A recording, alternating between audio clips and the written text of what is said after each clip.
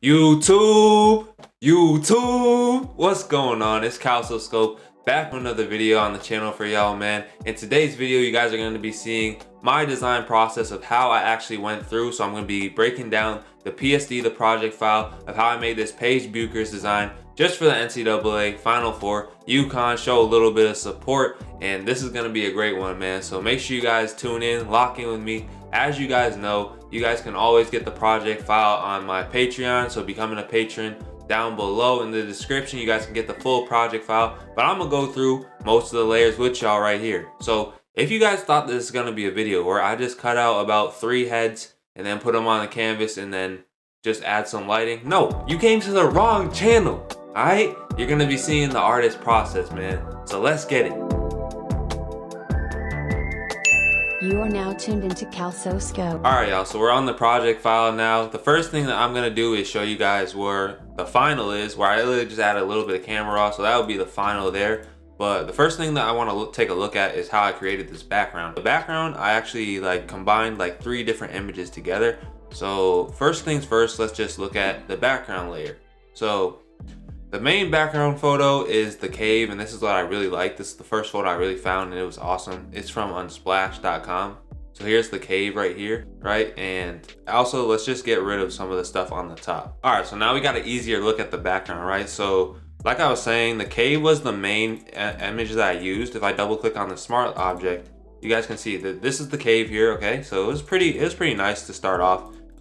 If you didn't add curves to it or anything like that, you guys see it's really bright and also just a little bit overexposed, right? This picture is a little bit overexposed. So what did I do to counteract that? I just used a little bit of curves, okay? So I used curves to get this into more of a dynamic looking shot, right? So without it, it looks like more like, you know, it looks more cinematic because it's overexposed and things like that. But I wanted to wait to get that cinematic effect because it's easier to blend things when you don't have that off the bat. And then just to add some things to this, I wanted that rock that was kind of overexposed in the back. You guys can see that rock.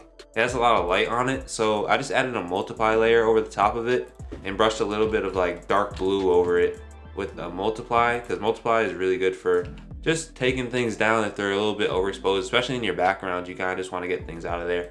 And then I just added a little highlight here. So this was just painting on with the white brush. So I just painted on with the white brush here. So yeah, I just took the literal white brush and I brought the hardness up, and then I just painted a little pathway, and then after that I just used my eraser tool to erase some of the pathway, right? And that gives the effect of a highlight, and that's just all manual. And then you could just take your blur tool and then just blur it out a little bit because it's in the background. It's not going to be as sharp unless you're going for that look. And then so the second photo was this platform right here, right? So if we go into this platform really just fit the vibe of the cave. So I just really wanted to use it, and it just looks really cinematic. Like this ground just looks cinematic if you just disable the layer mask.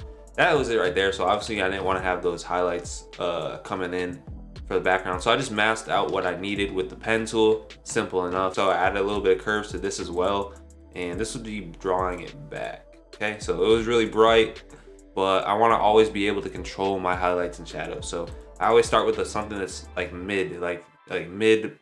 mid value, I would say mid value, right?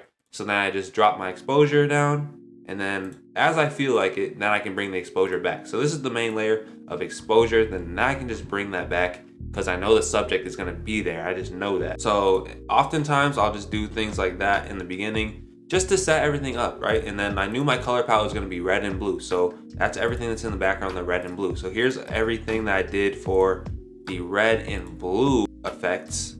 See there? Without that, see how much of a drastic difference it makes? So this red, this was the first mist layer, and then I added a little bit of darker red just to start mixing up the colors, because you can add one layer, but then once you go from there, you want to start mixing up the layers and just mixing up the colors. So this is a lot of painterly type things that I can't just explain oh yeah, this was just easy enough, I just did this here. So I added exposure in the middle part of it, so I added exposure layer. You can literally just take my concept art brush pack. This is what I always use, and I just use the smoke brushes from here. So everything that was really just the smoke brushes, right? So look at that.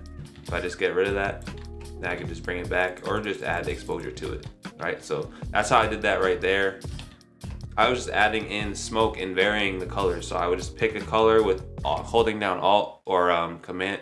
I think it's Option on the Mac, and you can just color pick, right? And then, so here's kind of my method of when I do colors. So I'll pick a color, I paint it on, but then I'm also gonna pick other tones from that color and see how slowly but surely it starts to get some variance. And then you can always bring your flow down as well.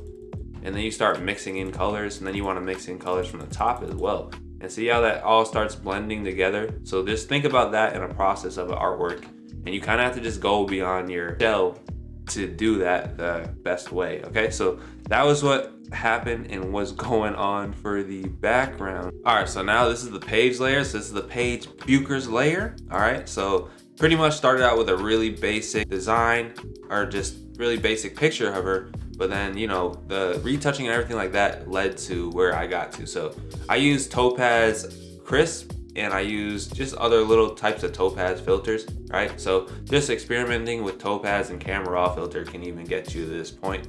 So then let's just take everything off and have her as she would be by herself, right? So this would be normal Paige, and then the build-up comes. This is the best part about manipulations and just art in general, I think, is just building up to get your subject to match in the scene. So first I desaturated her a little bit, right? Then I add a little bit of curves to her just to add some of those little variances. Curves are really good for bringing out shadows or highlights. And you can do it with levels, but curves gives you more of a dynamic range to move from, okay? So then I added some color balance on her to match her to like the bluer tone of the scene, because the light source is blue. So obviously we do have that red smoke, but the light source is blue. So I wanted to make sure that that intertwined with her and hit her the right way. Then I'm dropping the exposure down on the legs, gonna be darker on the bottom. And then the front of the body, also brightness, right? So you just are gonna have to experiment with what works best for you. Some people use exposure, some people use brightness. In my case, I use a bunch of different shadowing techniques to bring me to the result that I want to get to.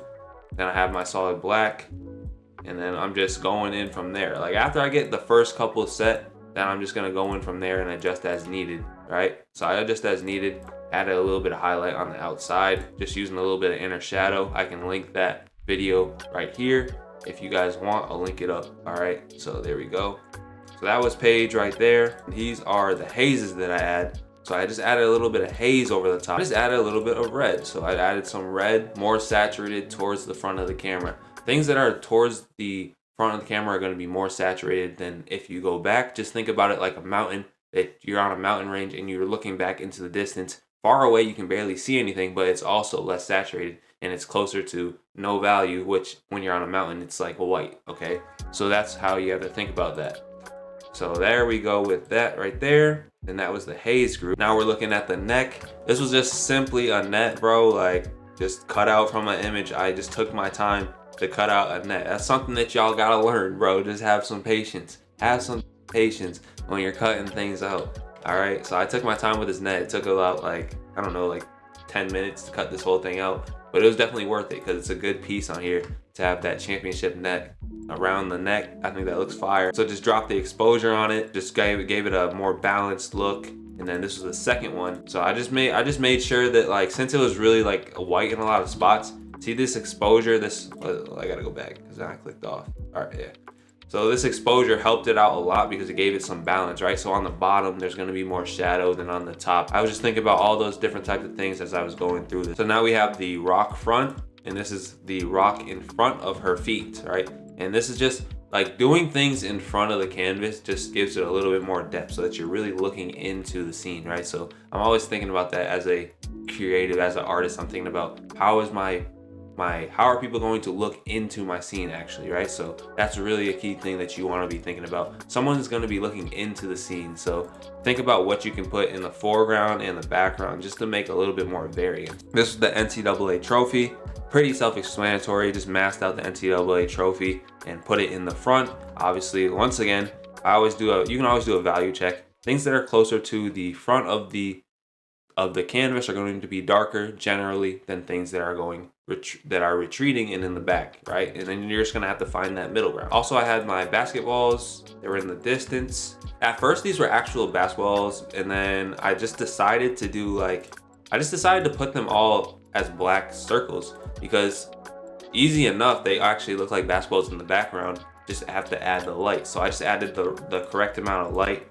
So like obviously I would just take my brush and then I would just brush on like the light source, and then I would just leave a little bit of color on them, right? I would just leave a little bit of color on them, and then, you know, soon enough they looked like basketballs in the distance. And then we just have our basketball layers. So this is the basketballs. They were kind of a round page. I was just thinking about how much I wanted to blur them, but I ended up using blur gallery on these basketballs, and I used path blur. So I used path blur, and I just created my own blur, and I got my own little custom speed whip thing. So I think that looked pretty cool. She kind of looks more dynamic, like she's really Paige. Her nickname's Paige Bucket. So that's what I was thinking about. I'm always thinking about nicknames and things of that nature when I'm going through a project. I just went in and I added a little bit of camera raw to the image. So if I were to do this again, and I'm just gonna paste what I had. I just added a little bit of exposure to the image because I always like to make my images a little bit brighter. I played around with the highlights and shadows and then added a little bit more texture to it. Okay, so that's relatively the only things I really focus on. Maybe I'll do a little bit of color grading to match some of the colors, but overall I don't do too much in camera raw because I feel like you should be able to get most of the things done during the artwork, and then camera raw is just that last type of structure that's going to really help you bring everything together. So I really hope that you guys enjoyed this video, and definitely make sure you guys go and check out the NCAA Women's Championship tonight, man.